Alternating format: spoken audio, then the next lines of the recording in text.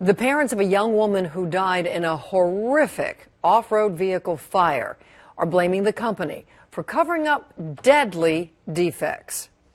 This is information that the public has a right to know. We just want it out there. We want the truth out there. We don't want it to be buried.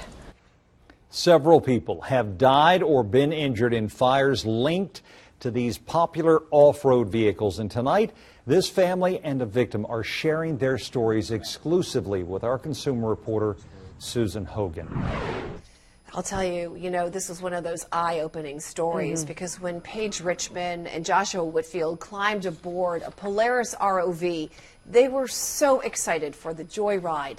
But their good time turned into horror in an instant when their vehicle became engulfed in flames. Hey, Dad.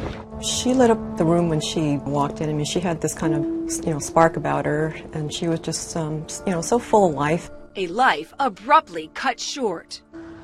That whole 2 hours, Paige just kept screaming, "Why is nobody coming to help me? I'm dying." She's like, "I'm dying right now. Why is nobody helping me?"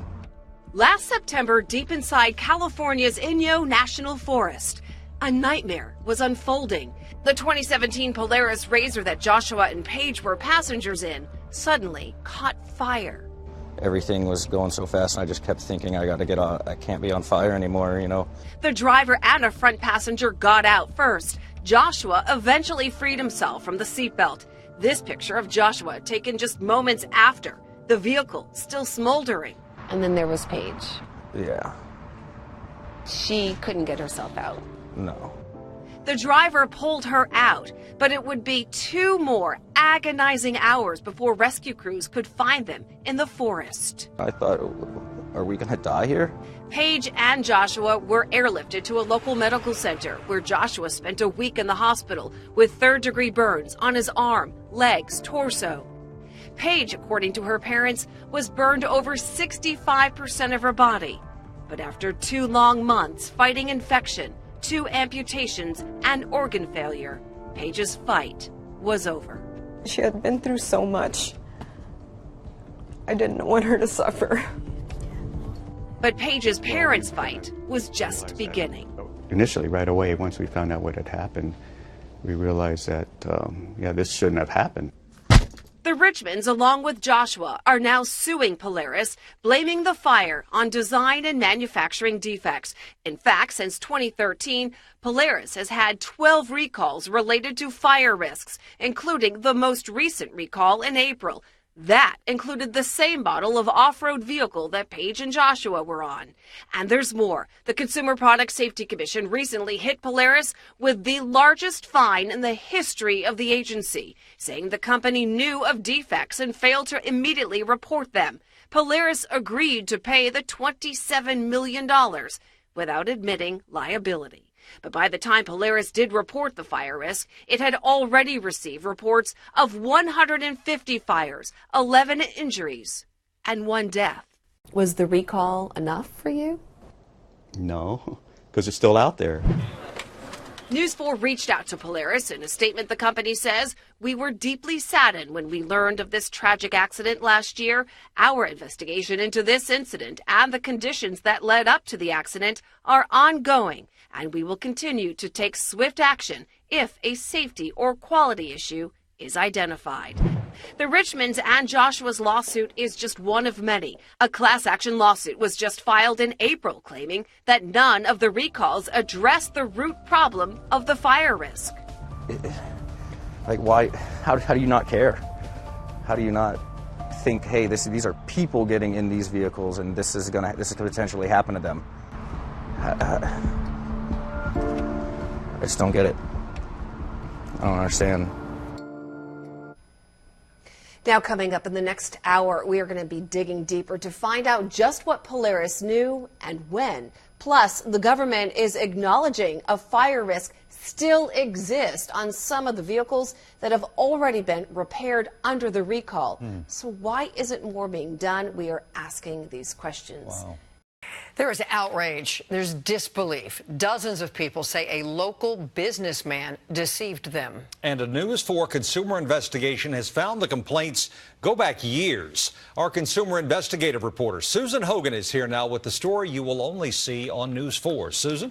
Well, Jim, we first told you about a business called Access Mobility 2 years ago. The owner was accused of taking thousands of dollars from seniors for medical equipment like stair lifts and wheelchair ramps, but never delivering them. After our first stories aired, he paid those customers back, but the complaints continued to roll in.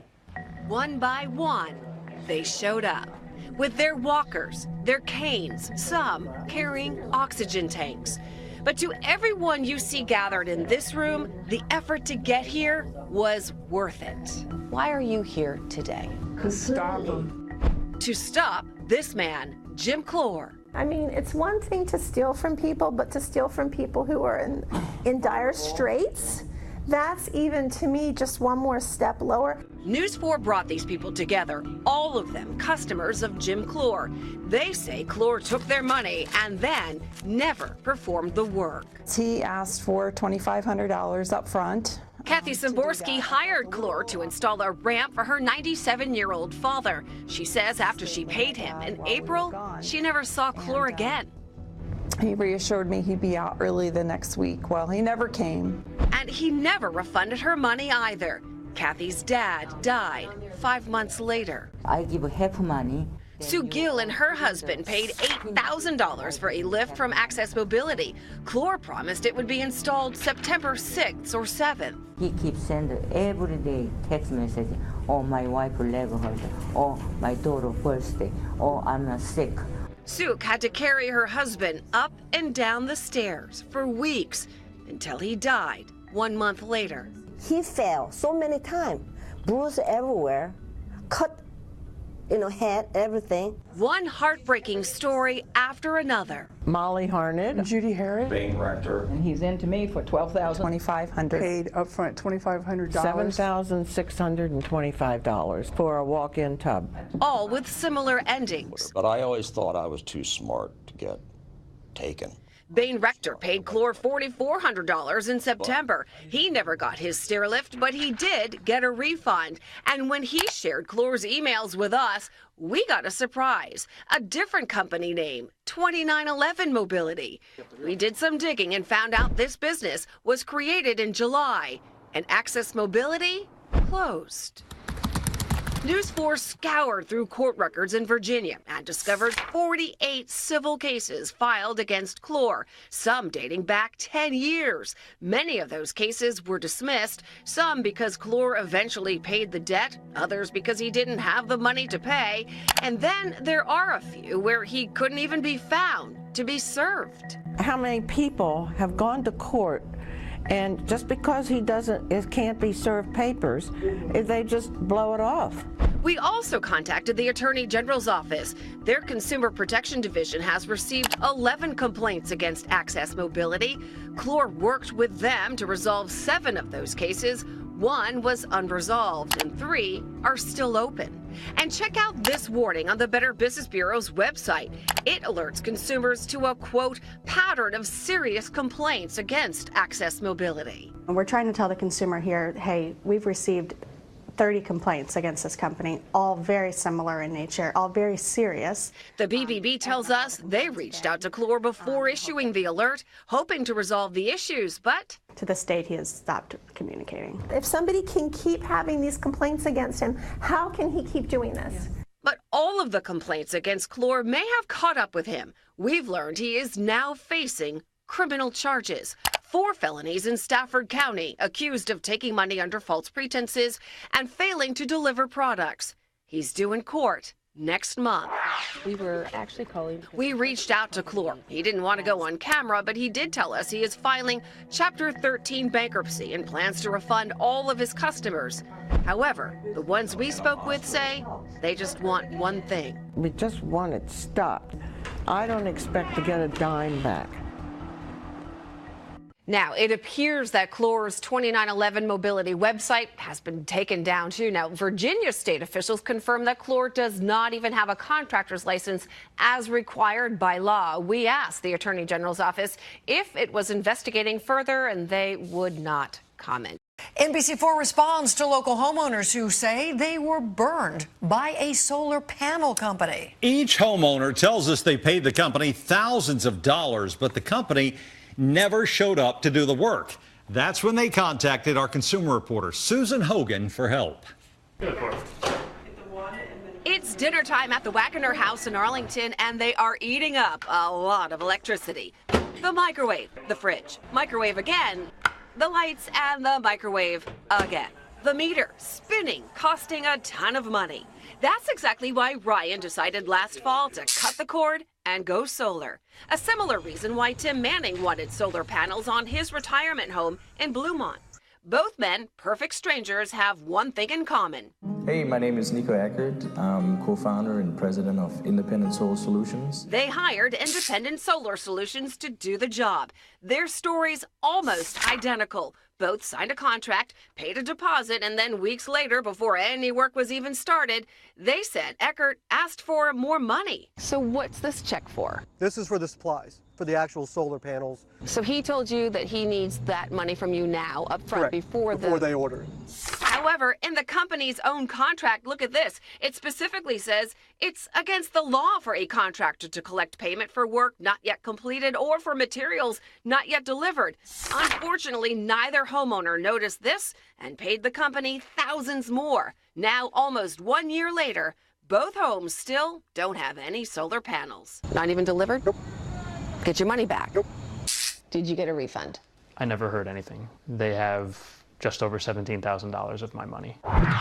NBC4 Response called and emailed Nico Eckert and his business partner Michael Janaeus numerous times, and when they didn't respond, we went looking for them.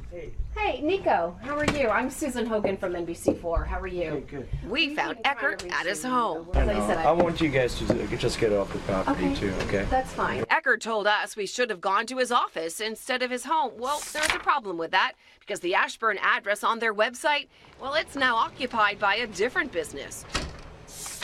We also checked out a Leesburg address Janaeus is using in his email signature. Turns out it's his home. And look what's in the driveway. An Independent Solar Solutions trailer.